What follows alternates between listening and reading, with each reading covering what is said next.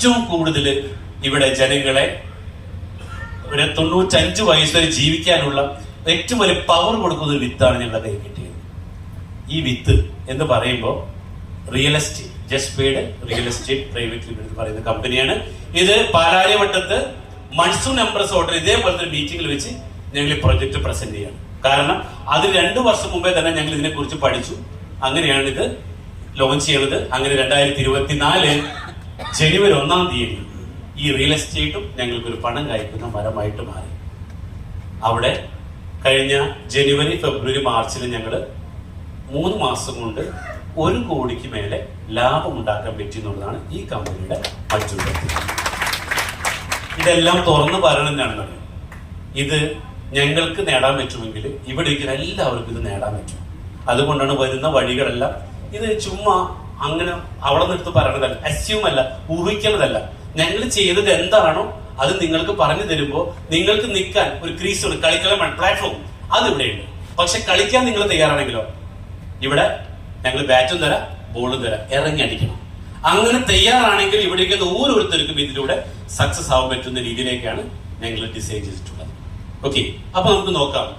അങ്ങനെ തുടങ്ങിയപ്പോ ജൂൺ 30-ാം തീയതി മിനിസ്റ്റർ പ്രസാദ് സാരേണ്, കൃഷി വകുപ്പ് മന്ത്രിയാണ്, കഴിഞ്ഞ ജൂൺ 30-ാം തീയതി ഇന്നോവേറ്റീവ് ആയിട്ടുള്ള സാൻഡൽവുഡ് ചന്ദന കൃഷിക്ക് തന്ന അംഗീകാരം, ഒരു അവാർഡ് കൂടെ വാങ്ങിക്കാൻ സാധിച്ചിട്ടുള്ളതാണ്. അതിനുശേഷം 2024 പറഞ്ഞു സിൽവർ സ്പൂൺ അല്ലെ, ഞങ്ങൾ പുതിയ ഒരു പ്രൊജക്റ്റോട് തുടങ്ങുന്ന ഡയമണ്ട് സ്പൂൺ. അതായത് വെഡിങ്ങുകൾക്ക് ഒരു കുറച്ചും കൂടെ അപ്ഡേറ്റ്. നിങ്ങൾക്ക് കണ്ടിട്ടുണ്ടാവും, അംബാനിയുടെ മകന്റെ കല്യാണത്തിന് എത്ര കോടി ചെലവാക്കി അറിഞ്ഞിരുന്നു ആരെങ്കിലും? എത്ര?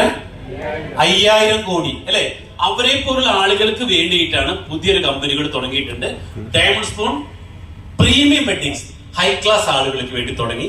അങ്ങനെ 25 വർഷം ഞങ്ങൾ പൂർത്തിയായപ്പോഴാണ് ഈ ഒരു കമ്പനി തുടങ്ങിയത്. ഇതിന്റെ ആ ഒരു സന്തോഷത്തിന്റെ ഭാഗമായിക്കൊണ്ട് 25 വർഷം കംപ്ലീറ്റ് ആയപ്പോ അവിടെ ചിത്ര ചേച്ചിയുടെ കയ്യിൽ നിന്ന് ആ ഒരു ബിസിനസ് ഇന്നോവേഷൻ അവാർഡ് കൂടി ഞങ്ങൾക്ക് ലഭിച്ചു എന്നുള്ളതാണ്. ഓക്കെ, ഇങ്ങനെ മുന്നോട്ട് പോകുമ്പോൾ ഇവിടെ ഇനി പറയാൻ വേണ്ടി പോണത് എന്തിനു വേണ്ടി നിങ്ങൾക്കും ഇതേപോലെ ഒരു ബിസിനസ് വേണമെന്നുള്ളത്. ഓക്കെ, അപ്പൊ നമ്മൾ ആദ്യം ചിന്തിക്കേണ്ടത്, ഇവിടെ ഇനി പറയാൻ വേണ്ടി പോണത് ഈ പ്രൊജക്ട് 4 തരത്തിൽ നിങ്ങൾക്ക് എടുക്കാം. ഒന്ന്, നിങ്ങളുടെ കയ്യിൽ 10 ലക്ഷം രൂപ ഉണ്ടെങ്കിൽ വരുന്ന 10 വർഷം മുതൽ 15 വർഷം കൊണ്ട് നിങ്ങൾക്കൊരു 5 കോടി രൂപ ഉണ്ടാക്കാം. എങ്ങനെ? നിങ്ങളുടെ കയ്യിൽ 10 ലക്ഷം രൂപ ഉണ്ടെങ്കിൽ എത്ര ഉണ്ടാക്കാം? അത് ഇൻവെസ്റ്റ് ചെയ്തിട്ട് സേവ് ചെയ്തിട്ട് 5 കോടി രൂപ വരെ ഉണ്ടാക്കാൻ പറ്റുന്ന പ്രൊജക്റ്റിനെ കുറിച്ചാണ് പറയാൻ വേണ്ടി പോകണം. ഇതാണ് ആദ്യം പറയാൻ വേണ്ടി പോകണം. കയ്യിലെന്ത് വേണം? 10 ലക്ഷം രൂപ കയ്യിൽ വേണം. ഓക്കെ.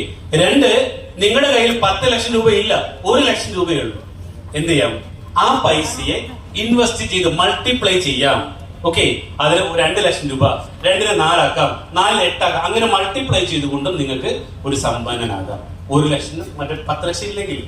ഇനി നിങ്ങളുടെ കയ്യിൽ 1 ലക്ഷം ഇല്ല, നിങ്ങളുടെ 10,000 രൂപയുള്ളൂ. എന്ത് ചെയ്യാം? ആ 10,000ത്തെ മൾട്ടിപ്ലൈ ചെയ്യാം. എത്ര?